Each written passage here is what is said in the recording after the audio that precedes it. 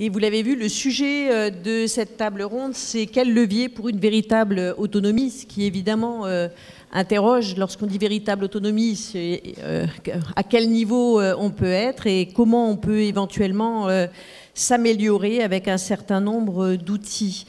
Alors, c'est vrai que ça a été évoqué dans le discours ce matin, ça fait 10 ans d'autonomie, mais en réalité pas toujours, puisque la loi s'est étalée, la mise en place s'est étalée sur 4 ans.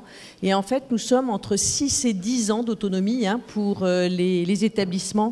Et comme Gilles l'a souligné ce matin, on peut quand même constater de véritables révolutions dans le fonctionnement des universités qui aujourd'hui construisent des stratégies qui les opérationnalisent et qui, évidemment, sont ensuite évalués par rapport à cela.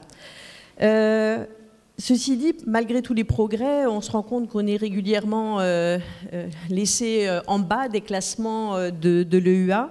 Et dans un instant, Enora Bento-Pruvot nous apportera une vision comparative pour mieux mesurer aussi les points d'amélioration qui pourraient être apportés dans ce cadre-là. Ceci dit, l'observation des évolutions est aussi une base indispensable pour pouvoir se projeter vers l'avenir et dessiner des perspectives en lien avec notre thématique. Et Jean-Richard Sitterman nous en parlera également. Et enfin, on le sait, l'autonomie n'exclut pas le contrôle et surtout, d'ailleurs, on s'est rendu compte, le renforce. Et ainsi, pour le contrôle budgétaire et financier, on a constaté qu'il avait pris une très grande ampleur face aux questions, bien entendu, de soutenabilité financière qu'ont rencontré beaucoup d'universités, alors même que la dotation par étudiant diminue chaque année depuis plusieurs années et que les dotations sont elles-mêmes extrêmement différentes d'une université à l'autre. Et là, c'est Didier Jardigon qui nous en parlera. Alors, je vais me tourner vers Enora Bento-Pruvot, qui est directrice de programme à l'EUA, et pour l'interroger sur cette vision comparative faite régulièrement et qui nous permet là aussi de nous situer. Merci beaucoup, professeur. Merci beaucoup à la CPU donc, de faire intervenir l'EUA sur cette question-là. C'est un sujet qui occupe l'EUA depuis quasiment sa création, il y a quasiment 20 ans maintenant, mais sur lequel on a établi une approche structurée et structurante, en tout cas que l'on voudrait structurante, depuis une dizaine d'années, avec donc la première publication d'abord d'une étude exploratoire, puis d'un tableau de bord de l'autonomie comparé, qui est sorti en 2011 et qui a été traduit en français, et qui a été remis à jour en 2017, donc sur la base d'éléments de 2015-2016. Donc un moment clé pour la France, mais qui était en phase réellement de chantier, de mise en place, donc ce qui a rendu l'analyse fortement, assez difficile. Maintenant, plutôt que de revenir sur la partie classement qui est plutôt là pour provoquer la discussion et effectivement et interpeller, on a aussi pu profiter de cet état des lieux donc au bout de 5 ans pour voir quelles étaient les évolutions en Europe et remettre en question certains dogmes ou certaines idées reçues qui sont relativement prégnantes dans la question de l'autonomie. Déjà, le premier constat était celui d'une évolution tout à fait contrastée selon système. On parle de système pour éviter de faire référence à des pays par égard aux États comme la Belgique, l'Allemagne, l'Espagne, etc. Avec des reculs. Donc c'est pas toujours un long fleuve tranquille ou même un long fleuve pas tranquille du tout vers plus d'autonomie. Il y a aussi des reculs. Et ce qui est très important à souligner, c'est que ce sont souvent des évolutions qui sont en lien avec l'impact de la crise économique de 2008-2009 qui a laissé des traces vraiment profondes dans le système. L'Irlande, dont on parlait ce matin, est un cas d'école avec des conséquences tout à fait pratiques sur l'autonomie institutionnelle due au manque de financement. Il y a d'autres menaces, clairement, à l'intérieur de l'Union européenne sur l'autonomie universitaire qu'on n'avait pas forcément vu venir, que ce soit, notamment le cas hongrois vient relativement vite à l'esprit, avec des reprises de contrôle qui était inattendu, de type, alors je ne fais même pas référence ici au cas de la Central European University, ou même des développements plus récents, puisqu'on parle d'une analyse qui était basée sur 2015-2016, mais la réintroduction, par exemple, de personnages centraux dans les universités, dans la gouvernance des universités, nommés directement par le Premier ministre lui-même et ayant un droit de veto sur quasi toute décision ayant une conséquence financière. Donc il y a des tentations très fortes qui existent à différents niveaux en Europe aujourd'hui d'opérer cette reprise de contrôle. Et ça nous rappelle qu'il faut être vigilant sur cette question, que l'autonomie n'est pas une donnée inéluctable. Et surtout, ça montre l'importance de communiquer et de démontrer l'impact positif que l'autonomie a sur les activités, sur la performance, avec tous les guillemets possibles, sur l'impact que les universités ont sur la société, afin que cette tentation de reprendre le contrôle ne soit plus quelque chose d'évident et soit vraiment quelque chose d'obsolète. L'idée que la centralisation, une recentralisation serait plus efficace, doit quelque part pouvoir disparaître du dialogue politique. Ça implique une grande responsabilité de la part des universités, un dialogue important et surtout de montrer que le secteur gagne la confiance qu'on lui accorde en développant plus d'autonomie pour ses activités. Une autre tendance lourde que je mentionnais dans un atelier auparavant, c'est celle de l'expérimentation. On a un certain nombre d'États qui ont été prêts à s'engager dans une logique d'expérimentation qui conduit à parfois adopter des statuts juridiques différents pour des universités, à avoir un cadre législatif, un cadre réglementaire différent pour certains acteurs, ou même à proposer différentes options dans des choses aussi importantes que les modes de nomination ou d'élection des dirigeants d'université. Donc il y a de plus en plus aussi cette tendance à expérimenter, dont fait partie la France clairement. Enfin, peut-être juste deux points qu'on trouve extrêmement importants. Le lien avec les finances, le financement. Alors, une grande dépendance financière envers les autorités publiques implique nécessairement un degré de contrôle accru. C'est normal, c'est légitime. Ce qui ne veut pas dire que moins de financement ou plus d'autonomie devrait équivaloir à moins de financement public. Et l'autonomie dans le vide, l'autonomie sous-financée n'est pas un scénario intéressant. On l'a vu notamment dans les États baltes, je veux dire par exemple en Lettonie, qui a, je pense, dont le budget global au niveau du secteur a diminué de près de 40% sur 10 ans maintenant, avec une autonomie très importante en termes financiers, mais dans un vide qui ne permet pas de monter en capacité et de créer les conditions d'un écosystème performant. C'est aussi une tendance lourde que le financement devient une nouvelle forme de réglementation. C'est-à-dire que dans les États où il y a moins de réglementation ex ante, on se retrouve avec des modèles financiers, des modèles de financement qui sont de plus en plus prescripteurs et qui ne permettent pas de dégager de marge de manœuvre réelle au niveau et donc de développer des profils stratégiques au niveau des institutions. C'est notamment le cas, je trouve, en Angleterre en tout cas, où on peut avoir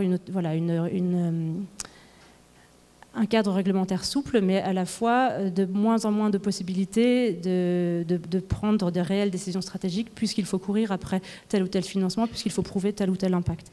Donc la question est vraiment celle de l'équilibre, c'est vraiment une question qui est revenue énormément aujourd'hui.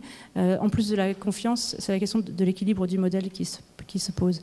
Et finalement, une réflexion par rapport à ce qui a été entendu aujourd'hui, c'est celle de la professionnalisation et de la formation, c'est-à-dire que j'ai entendu une demande pour des outils de pilotage, une demande pour une mise en capacité des dirigeants d'université qui aujourd'hui se retrouvent sur le front, au centre. Il y a plein de mots qui ont été utilisés pour définir cette position centrale de négociateur, d'acteur territorial, d'interlocuteur face à des investisseurs financiers ou immobiliers.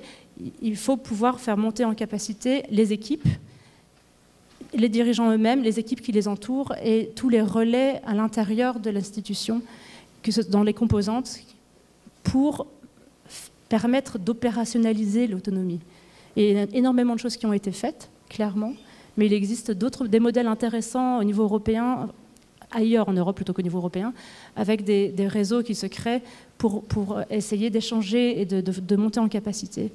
Et à cet égard, il y a peut-être un potentiel intéressant dans les universités européennes pour échanger au niveau professionnel avec un groupe limité et proche de pairs, que ce soit au niveau des dirigeants, des DGS, des communicants, par exemple. Il y a un certain échange de bonnes pratiques à faire ici, dans des universités qui évoluent dans des cadres réglementaires différents. Merci beaucoup. Donc en creux, finalement, on voit à travers ça aussi les leviers, justement, pour pouvoir progresser. Déjà une autonomie sous-financée, donc est fortement une autonomie financée. Donc je pense que c'est une notion qu'on retiendra. Peut-être cette réflexion sur l'équilibre à trouver avec notamment les modèles de financement de plus en plus prescripteurs, ce qui est effectivement un mode de gouvernement à distance en réalité, qui limite l'autonomie des établissements. Et peut-être cette réflexion autour des universités européennes pour voir comment cela pourrait être une manière d'évoluer collectivement autour de l'autonomie. Un laboratoire. Tout à fait, une forme de laboratoire, oui. Comme on le disait tout à l'heure, l'IGANR a effectué tout un ensemble de travaux, donc observé cette évolution des universités et a pu à partir de là dessiner un certain nombre de perspectives. Et donc Jean-Richard Sitterman, chef de service de l'inspection générale, peut peut-être nous parler des pistes qui vous paraissent importantes de creuser. Oui, voilà. Merci beaucoup. Le premier point, qui est presque un préalable, je pense que pour accroître l'autonomie, ce que j'appelle de mes voeux, il faut accepter l'idée de la différenciation des universités et un recours fort à l'expérimentation, y compris en matière statutaire. Bon. La LRU, la décision a été prise juste à l'époque de faire avancer quasiment tout le monde en même temps. Or, on se rend compte qu'il y a des différences de tradition, d'histoire et même de maturité dans la réflexion stratégique d'une université. Donc, je pense qu'il faut admettre la diversité et expérimenter. Alors, où est-ce que, de mon point de vue, il faut amplifier les choses?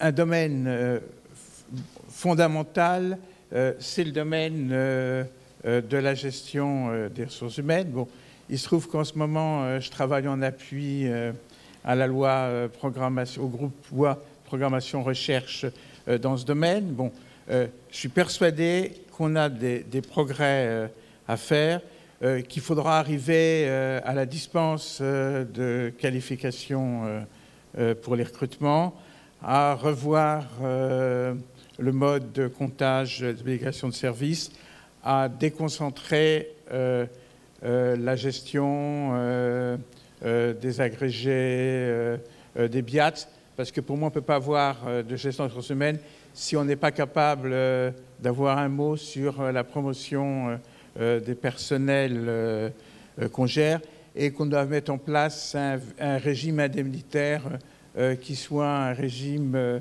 indemnitaire digne de ce nom au lieu de bricoler avec des référentiels et un amas d'heures complémentaires. Bon. Et moi, j'ai dit que même en matière statutaire, on aurait intérêt à expérimenter. Pourquoi, par exemple, ne pas lier la dispense de CNU à la capacité qu'aurait eu l'université dûment évaluée ou labellisée par Européens à avoir une politique de recrutement de qualité. Deuxième point d'approfondissement, la liberté juridique d'organisation. Tout le système de la loi de 84, il a été fait avec l'idée qu'il y avait un modèle type d'université, tatillon, où on entre dans tous les détails de la composition des conseils, et tout le reste était par dérogation. Moi, je pense qu'on devrait arriver un jour à un modèle comme les grands établissements, où il y a deux principes, autonomie et démocratie, et pour le reste, les établissements devraient être libres de s'organiser avec simplement un système d'approbation réglementaire par l'État. Bon. Et je pense qu'on a à approfondir tous les mécanismes d'accréditation.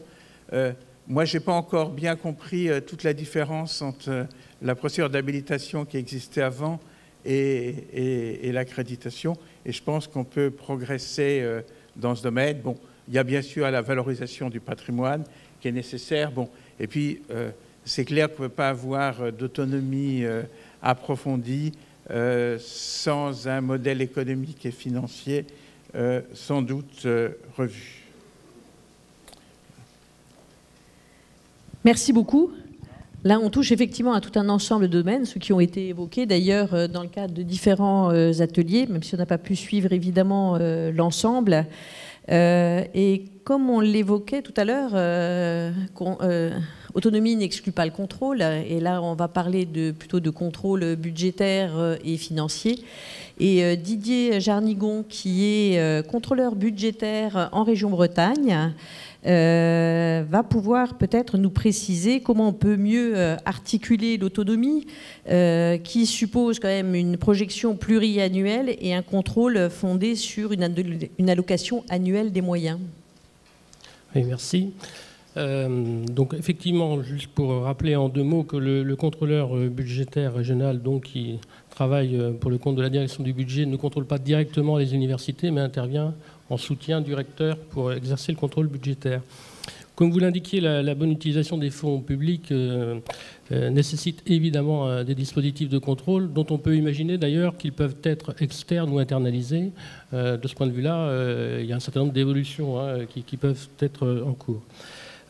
Moi, en fait, je pense qu'il y a une forme de biais à aborder la question de l'autonomie des universités par le prisme du contrôle, ou je dirais même un risque à passer à côté des véritables enjeux quand on l'aborde sous cet angle du contrôle.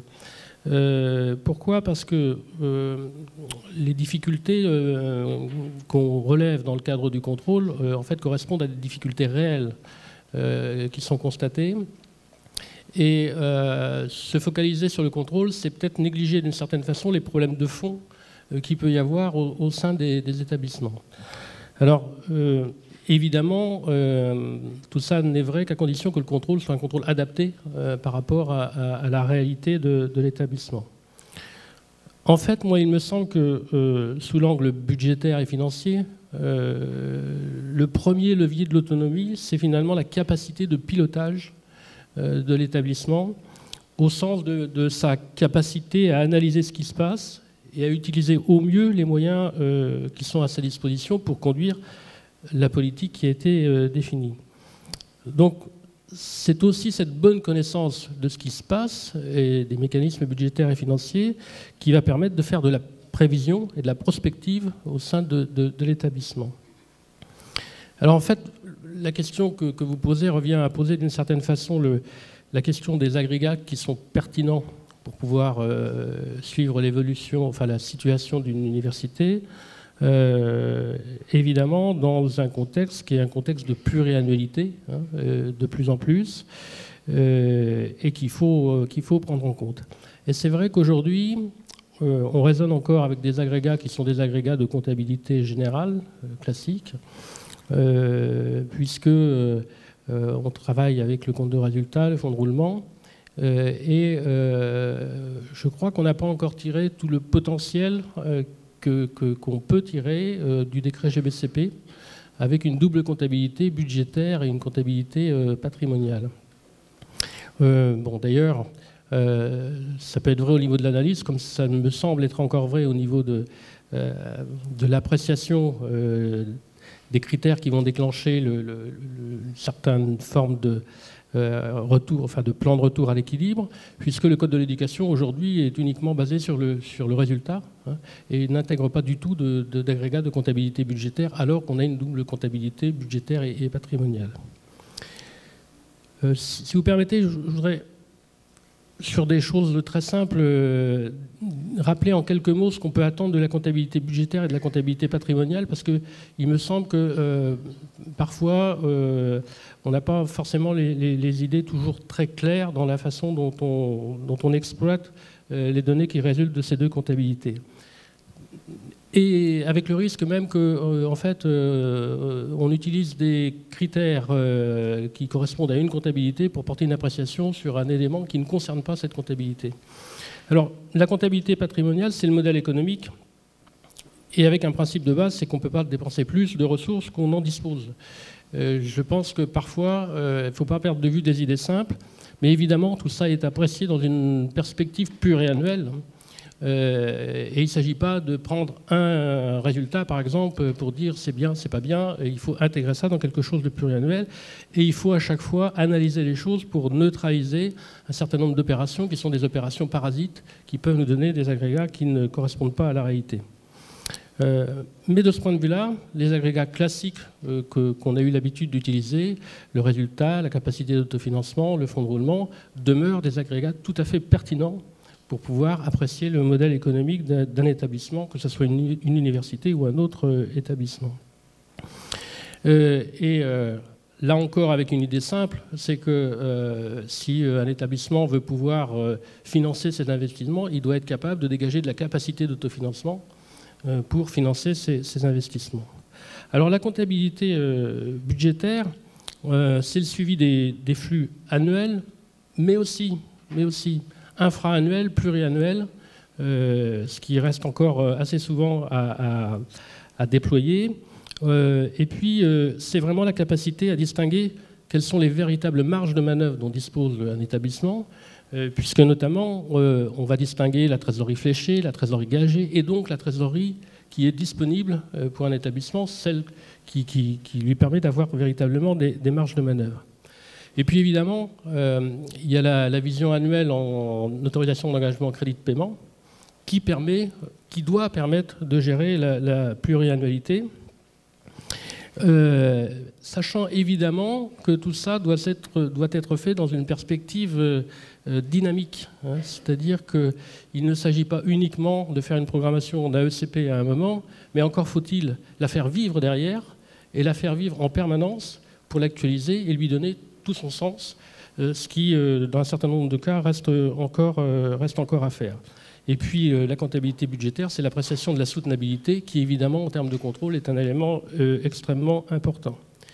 On voit bien que si on a cette double approche entre comptabilité patrimoniale et budgétaire, ça implique en fait tous les acteurs d'un établissement, université notamment, et donc ça veut dire que doivent vraiment travailler en concertation la direction des affaires financières, mais aussi la DRH, la direction des achats, l'agent comptable, et on voit très clairement quand on étudie un certain nombre de documents, si tous ces acteurs ont travaillé ensemble ou pas, par exemple dans le cadre d'un plan de trésorerie. Et on ne peut avoir un plan de trésorerie fiable que dans la mesure où tout le monde a bien travaillé ensemble. Et là encore, dans un certain nombre de cas, tout ça reste assez perfectible. Alors, je n'ai pas évoqué évidemment le système d'information, hein, mais qui est complètement déterminant dans tout ça. Et c'est vrai que la plupart des établissements ont eu à pâtir de systèmes d'information qui n'étaient pas très performants au début, ce qui a forcément occasionné un certain nombre de problèmes.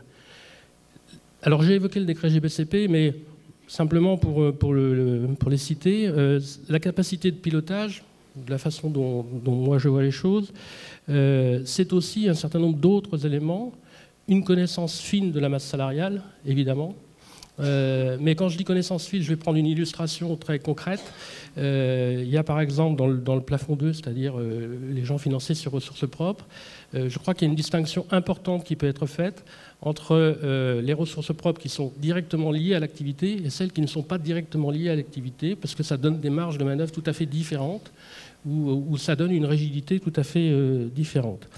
Bien évidemment, la comptabilité analytique, savoir quel est le coût de quelque chose. Je pense par exemple à la formation continue, évidemment. Hein. On fait souvent une confusion entre le fait de savoir exactement ce que coûte quelque chose et les choix, les arbitrages qu'on fait derrière. Savoir que quelque chose coûte de l'argent plus qu'il n'en rapporte, ce n'est pas un problème en soi, mais ce qui est bien, c'est de le savoir quand même. Parce qu'autrement, assez souvent, les choix qui sont faits peuvent ne pas être éclairés. Autre élément qui me paraît extrêmement important, la qualité de la programmation budgétaire, qui s'apprécie notamment, là encore c'est basique, hein, mais au travers des taux d'exécution qu'on constate sur un budget. Simplement parce que c'est le moyen d'une utilisation optimum des moyens qui sont à disposition de l'établissement.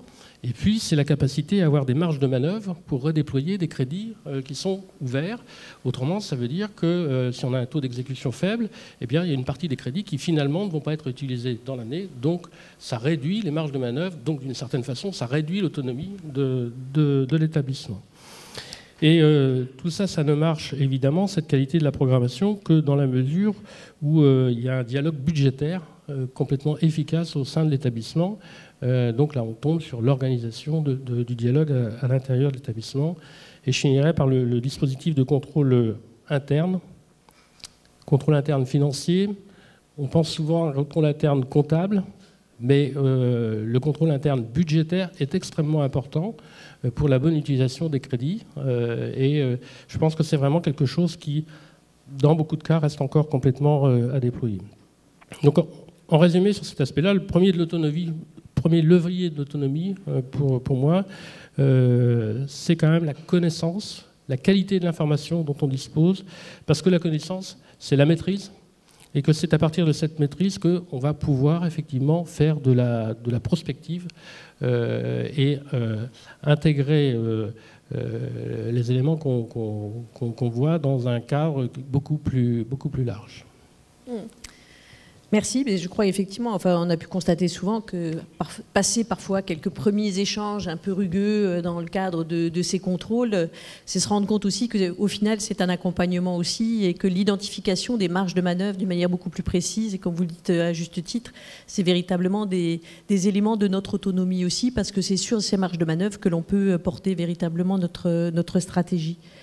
Alors, je voudrais revenir aussi vers Jean-Richard Sitterman, parce qu'on a parlé tout à l'heure finalement de cette idée d'être beaucoup plus libre et en n'ayant que deux grands principes, à savoir l'autonomie et la démocratie, et qu'à partir de là, ayant les deux objectifs, on construit un certain nombre d'organisations. Reste-t-il un rôle de régulation à l'État ? D'abord, je crois qu'on a une dialectique entre régulation et autonomie. Il faut à la fois avoir plus d'autonomie, mais avoir quelques dispositifs de régulation. Après, le rôle de l'État vis-à-vis d'établissements plus autonomes. Bon. Moi, j'ai tendance à penser qu'au-delà d'objectifs macro qui peuvent être majeurs, comme ceux de la loi de l'ORE, le rôle de l'État n'est pas de se mettre à la place des établissements, n'est pas de définir des stratégies. Par exemple, je ne crois pas du tout à des stratégies sur les secteurs prioritaires de recherche. Je ne crois pas beaucoup à des exercices comme la stratégie nationale de recherche.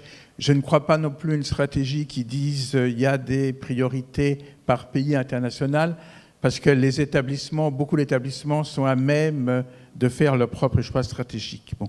Pour moi, le rôle de l'État, c'est de créer le cadre juridique, financier, statutaire. C'est avant tout de créer les éléments transversaux qui permettent aux établissements de se développer, et aussi, par exemple, d'avoir un mécanisme permettant de s'assurer de la qualité des diplômes, bon, qui est quand même quelque chose de fondamental.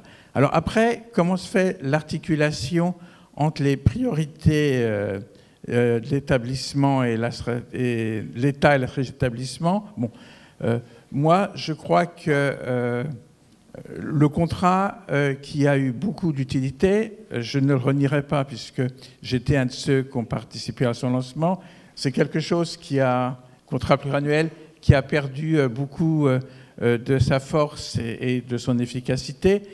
Et moi, je me demande si la bonne solution n'est pas, à côté d'une dotation de base, d'avoir un système d'appel d'offres, des sortes de pays internalisés, mais qui soit organisé de telle manière que ce ne soit pas forcément le même type d'université qui répondent à tous. Ça peut être aussi bien un appel d'offres de comment faire réussir les publics faibles, bon, où toutes sortes d'universités peuvent aller, ou de la valorisation, bon, quelque chose auquel la totalité d'établissements puisse souscrire appel d'offres avec indépendance la décision et processus d'évaluation pouvant se traduire par l'arrêt.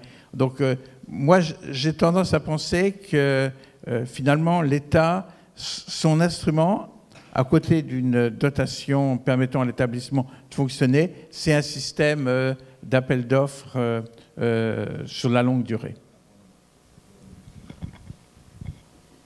Sachant qu'effectivement reste cette notion d'équilibre que vous avez évoquée tout à l'heure, qui est un élément aussi pour préserver l'autonomie et ne pas être totalement dans un gouvernement à distance. Mais vous m'avez dit aussi que l'autonomie avait fait évoluer les systèmes de leadership à différents niveaux dans les établissements. Est-ce que c'est quelque chose que vous pouvez développer ? Ce qui est clair dans les pays où il y a eu des réformes conséquentes telles que la Finlande, qui par ailleurs est un pays qui continue à financer très majoritairement son secteur universitaire à fonds publics, mais qui néanmoins performe, se retrouve relativement dans le haut de tableau sur toutes les dimensions de l'autonomie qu'on a étudiées. Mais d'autres pays, comme les Pays-Bas, comme en Belgique, il y a une réflexion aujourd'hui sur comment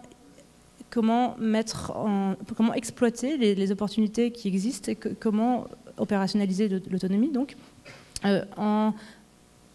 en faisant face à ces nouvelles compétences, et des compétences qui sont des compétences techniques. On a beaucoup parlé de tout ce qui est gestion immobilière, des compétences financières accrues, mais aussi des compétences beaucoup plus stratégiques.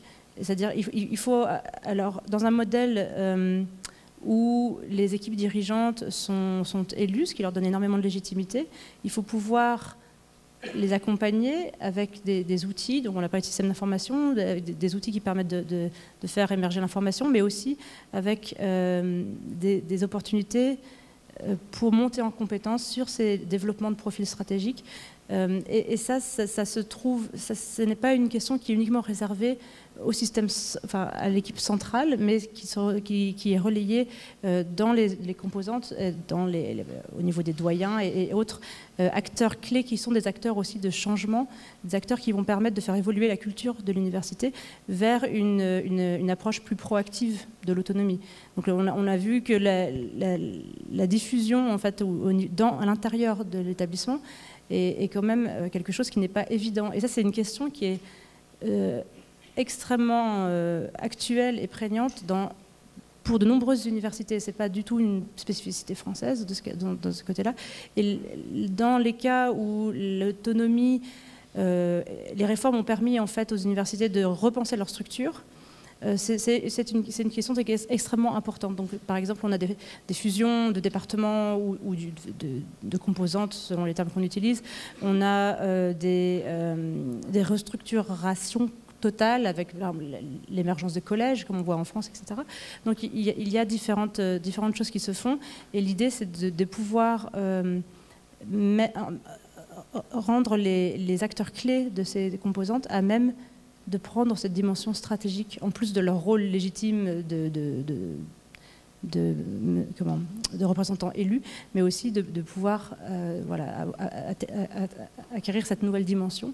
Et pour cela, les relais manquent. Donc pour moi, un des leviers de l'autonomie aussi, c'est vraiment de pouvoir faire monter en capacité les acteurs, et de manière intelligente. Il ne s'agit pas de créer des nouvelles tutelles ou d'aller donner des cours de stratégie, j'en sais rien. Mais il y a vraiment, je pense, un besoin d'échange entre pairs à différents niveaux.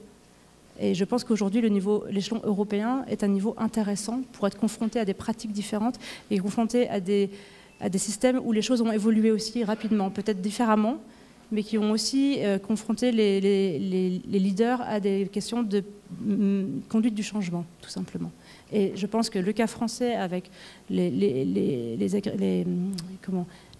question des communes, la question des fusions, etc., font que les leaders français sont en permanence dans la question de la conduite du changement, et que ça peut être intéressant d'aller faire un pas de recul et d'aller voir comment des recteurs, des présidents en Finlande, en Suède, au Portugal, qui a connu une réforme très importante, ou en Pologne aujourd'hui, qui a un système de taille comparable à la France, très centralisé, sont en train de changer de modèle et de pouvoir échanger entre eux. Bien, merci. Ce que je vous propose, pour le temps qui nous reste, qui ne dépend pas de moi, de poser les questions que vous souhaiteriez. Y a-t-il des questions ?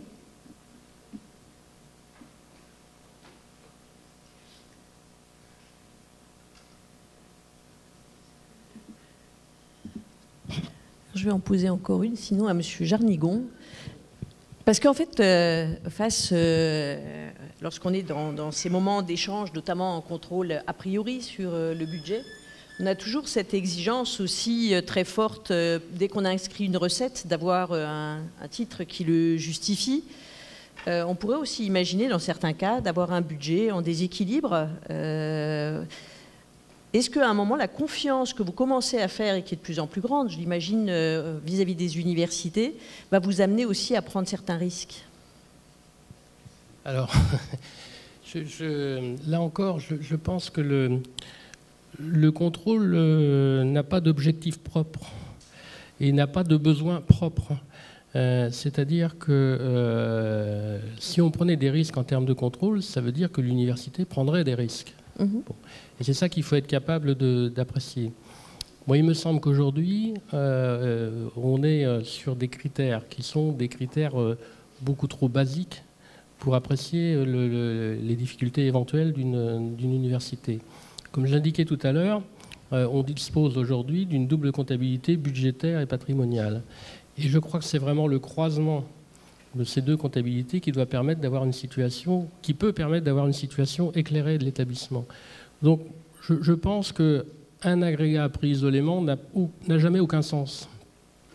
Donc, prendre des risques, je ne sais pas si on peut admettre de prendre des risques parce qu'il y a des enjeux importants derrière, mais en tout cas, faire une analyse relativement sophistiquée pour être capable de savoir qu'une situation à un moment correspond à quelque chose de ponctuel, mais que ça ne remet pas en cause la pérennité dans le temps, ça me semble pouvoir être fait. Il y a la question du contrôle, qui est un contrôle annuel d'un budget par rapport à des ressources, par rapport à des dépenses qui s'inscrivent dans le temps, un PPI par exemple. Donc c'est vrai que c'est extrêmement compliqué de porter une appréciation sur un cadre pluriannuel alors qu'on a des ressources qui sont pour l'essentiel annuelles. Évidemment, on peut imaginer que la bonne solution, comme ça se fait par ailleurs, ou comme ça commence à se faire, elle est de type contractuel, ce qui permet effectivement d'inscrire les ressources dans le temps et de mettre ces ressources en face des dépenses.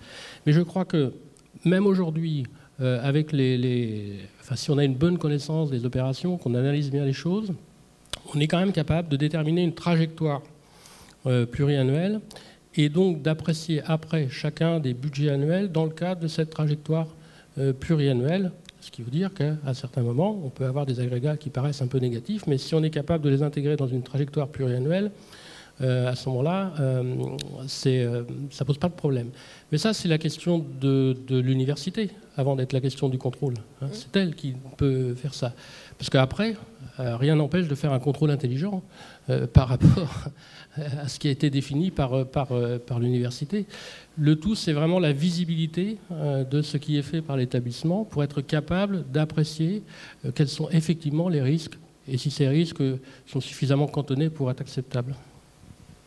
Merci. Des questions ?